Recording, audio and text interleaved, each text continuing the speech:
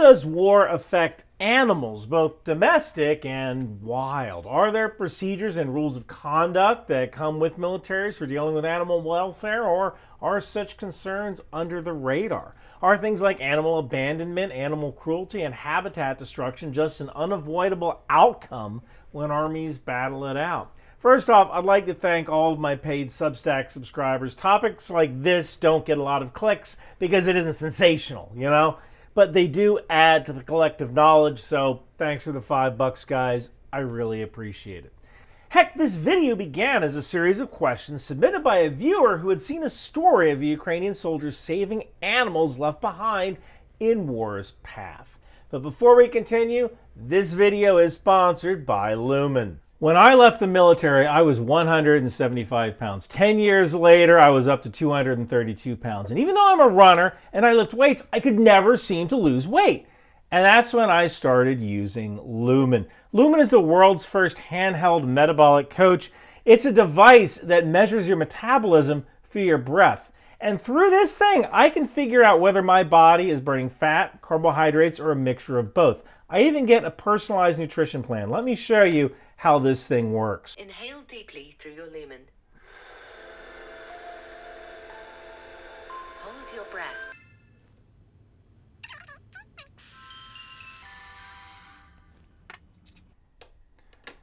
And now this gives me a reading of what my body is burning and what I should eat throughout the day. And what I discovered was this. I grew up poor and chocolate was a luxury. So now that I'm an adult, I have a chocolate dish. I would walk by this chocolate dish and take 1 or 2 pieces of chocolate every time I walked by. I had no idea that constantly eating pieces of chocolate all day was never allowing my body to burn fat. It was Lumen that helped me figure that out. You breathe into it before and after workouts and meals so you can learn exactly what's going on in your body in real time. And Lumen will help give you tips to keep you on top of your health game. So to get 20% off of Lumen, just click the link below or go to lumen.me/Macbeth and start taking charge of your health today. Soldiers have been saving animals in war zones for some time. American troops have been known to adopt stray animals in countries where they've deployed to during wartime.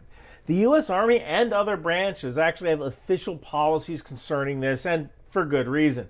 The adoption of stray dogs by American soldiers and the subsequent prohibition of such practices by the military has spurred some legal debates, as discussed in Pinella's article, Animals Are Property. During the Cold War, NASA used animals to help the United States secure dominance in space, which allowed the U.S. to defeat the Soviet Union in a sort of ideological war over the final frontier. For as long as humans have been able to control wild elephants, train domestic dogs, or ride horses, animals have been used as weapons platforms in human wars. Elephants have been used both as work animals and offensive weapons, similar to how tanks, supply trucks, and armored vehicles are used now. If you've ever been forced to read George Orwell's Shooting an Elephant, you can appreciate the brute strength and hard-to-kill nature of elephants. And of course, the Romans used elephants to middling effect during the Punic Wars and their conquest of Greece. Now, the government of Ukraine has reported that the Russian invasion has had a tremendous and deadly impact on animals in the country. If we focus on economics alone, Ukrainian farmers have lost millions of animals during this conflict from attacks, fires, and even looting. Many of these animals are used for feeding civilians. And wildlife death and destruction have prompted scientists and activists to seek ways to bring attention to the conflict's destructiveness in Ukraine. Stray animals have also been a cause for concern for Ukrainian activists, government officials, and scientists. So what happens to your family goat when the family has been killed by Russian artillery? Well, it becomes feral. Who rescues the dogs, the kittens, and the other critters that we hold dear when all this shooting goes on? What happens to these same critters when the shooting stops? Wars, especially the ones with plenty of bombs and rockets and landmines and bullets and artillery, have caused tremendous loss of life for animals that are caught in the crossfires. Animals might accidentally walk out into the line of fire trying to escape all of the loud noises. Animals might be hit by aerial bombardment. This actually happened to the Berlin Zoo during World War II. You can also find images of the U.S. dealing with animals at the Baghdad Zoo following our invasion of Iraq in 2003. Animals might be killed by stepping on anti-personnel mines or unexploded ordnance. Animals might die of starvation, especially when food sources are destroyed by artillery or other forms of bombardment and fire. Animals owned and cared for by humans might die of starvation, especially when food costs and shortages in war zones make it hard to keep up with the animal's needs. Or sometimes the animal's owners might be killed and the animal just starves to death for lack of someone to feed it. Animals might even be killed by poisonous gases, as experienced in World War I. In some cases, animals might actually be purposely targeted by combatants as sort of a war against the people. Animals of all kinds offer food to those who hunt them or take care of them. Some historians have pointed this out when exploring Sherman's march to the sea during the American Civil War. In many cases, especially among American troops, policies have been made to keep soldiers from engaging in indiscriminate killing of animals, whether wild or domesticated. You don't want that goat herder joining the insurgency. You also don't want a reputation among the locals for just killing and maiming important animals, including wildlife and livestock. The U.S. Army's policy statements and manuals offer some insights into how U.S. troops deal with wild and even stray animals, along with farm animals in the host countries in which they're deployed.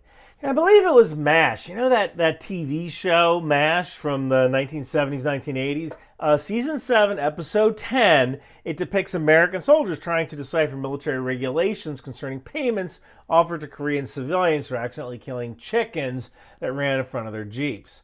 Now, historically, many militaries might not be as discerning when it comes to keeping soldiers from killing animals, either for food or just out of boredom.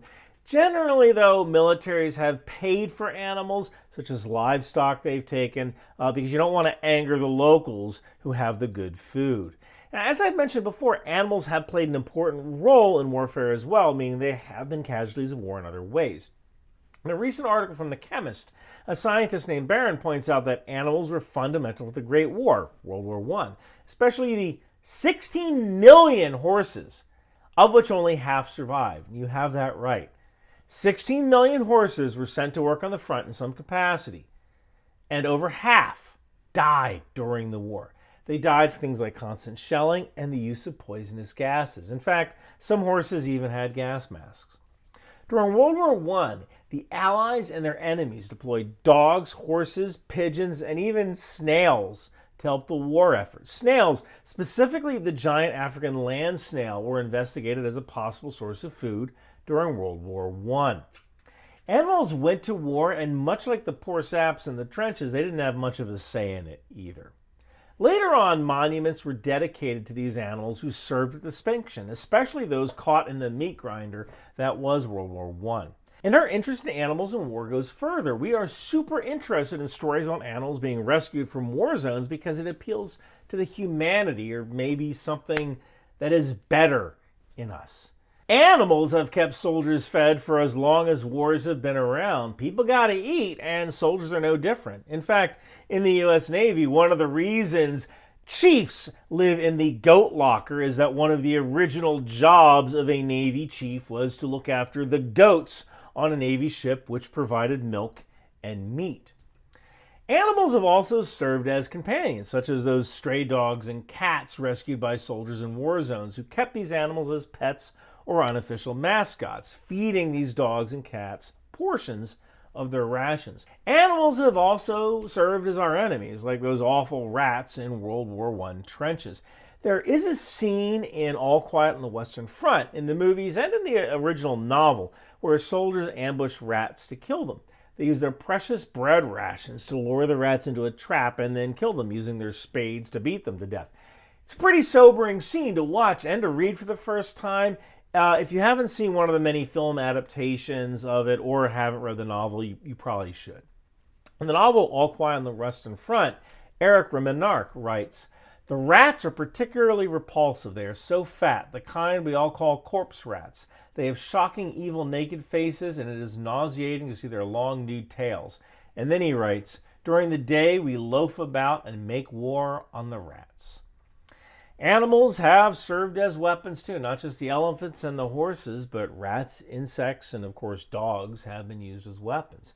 These animal platforms might have been used as four-legged attackers or armored vehicles. They might have even been used to assault a city through disease and discomfort, as in the case of rats or fleas.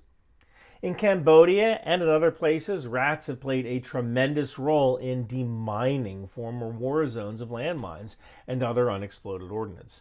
Dogs, cats, and other critters have been used to help returning veterans who suffer from PTSD and war-related injuries as well. The Pentagon actually has a therapy dog that roams the halls. Our furry friends and enemies have played a tremendous role in wartime and after the shooting stops. And I think that says a lot about us as humans and our interactions with these creatures and the world around us.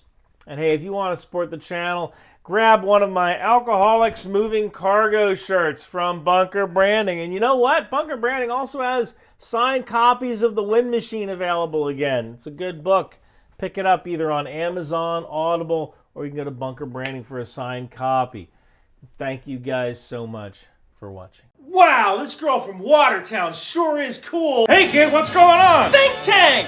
You know, a girl from Watertown is kind of like riding a moped. It's lots of fun till your friends see you on one. What's really cool is a t-shirt or hoodie from Bunker Branding. Wow! Intel Life! Control-C, Control-V! That's exactly what we do! And Bunker Branding has all sorts of cool gear. Intel Life, Air Assault, Live, Laugh, Launch for Destroyer, Trident, HIMARS, and Patriot. Think outside the bomb. Drone Sweep Drone, Department of the Boat People, landmines, and even the tow missile. It would behoove you to grab one today. Girls from Watertown aren't cool, so wear your Bunker Branding gear. Now I know. And knowing's half the battle. Hey babe, you wanna dance? Bunker Branding!